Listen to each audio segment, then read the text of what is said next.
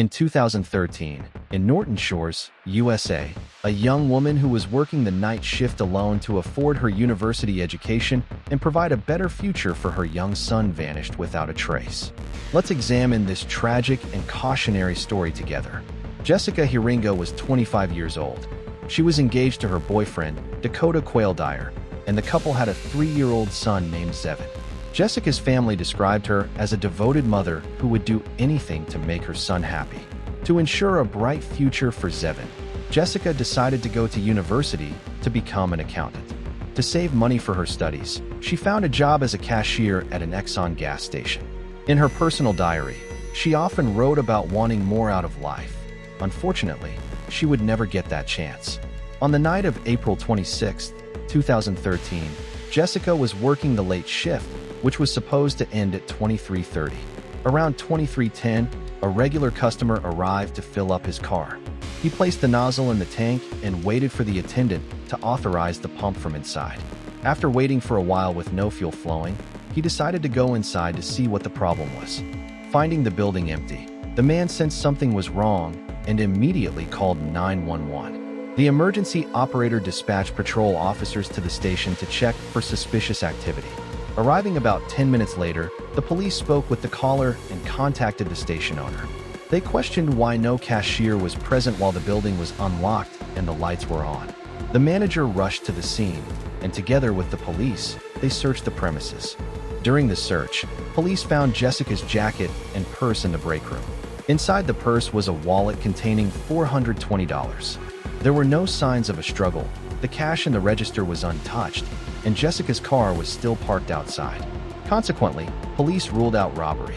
At first glance, everything appeared normal except for Jessica's disappearance. However, as they investigated the rear of the building, the situation took a darker turn.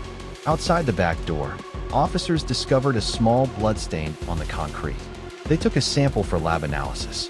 Additionally, they found a battery cover for a pistol's laser sight. From that moment on, it was clear that Jessica's disappearance was the result of a crime. As the investigation began, crime lab experts confirmed the blood found at the station belonged to Jessica. Detectives checking the evening's transactions found the last sale occurred at 22:55. Jessica had sold a lighter to a woman. When questioned, this witness stated that no one else was there at the time and that Jessica seemed calm. Only 15 minutes had passed between the sale of the lighter and the 911 call, meaning Jessica had vanished within that tiny window of time. After the police went to the media, 2 witnesses came forward. A young couple on a motorcycle had witnessed something suspicious on the night of the disappearance. Around 2300 hours, they were near the Exxon station and saw a silver minivan circling the building. The van turned off its headlights and parked near the rear service door. Thinking a robbery might be in progress, the couple stayed to watch. They saw the driver close the trunk, but it popped back open. The driver got out again and made a sharp, forceful movement, as if pushing something inside, before slamming the trunk shut. As the minivan drove past them, the couple saw the driver's face but didn't have time to catch the license plate. This information convinced detectives that Jessica had been kidnapped. Her friends noted that men often flirted with her, and she might have caught the eye of a dangerous individual. Search dogs were brought in, and they lost Jessica's scent exactly where the minivan had been parked by the service door. The couple on the motorcycle identified the vehicle as a model similar to a Chrysler Town & Country. Based on their description, a composite sketch of the driver was created and distributed statewide. Despite hundreds of tips, none led to a breakthrough. A major obstacle was the lack of security cameras at the Exxon station itself.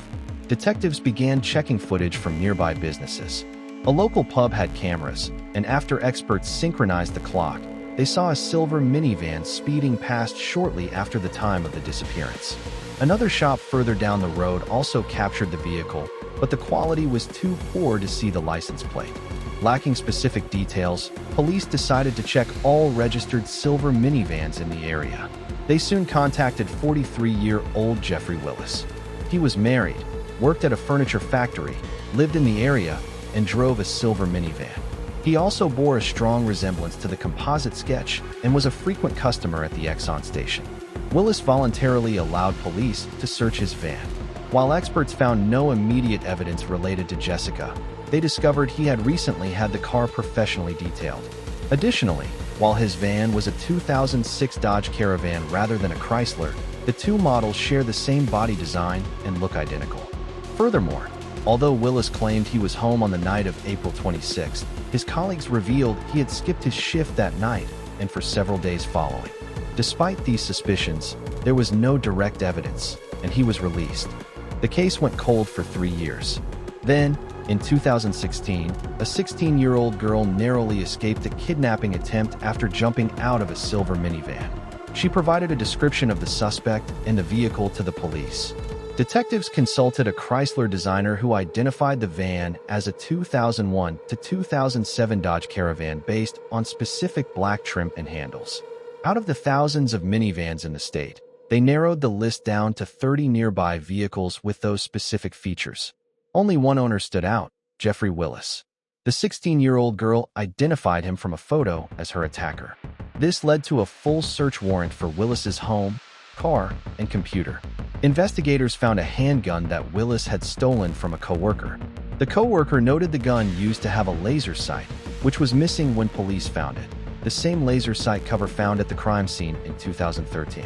Even more shocking, ballistics proved this gun was used in the unsolved murder of 36-year-old Rebecca Sue Bletch. Photos of both Jessica and Rebecca were found among Willis's belongings. On his computer, police found a folder titled VCS, likely short for Victims. Inside were subfolders labeled JLH, Jessica Lynn Heeringa, and RSB, Rebecca Sue Bletch, containing photos and missing person flyers.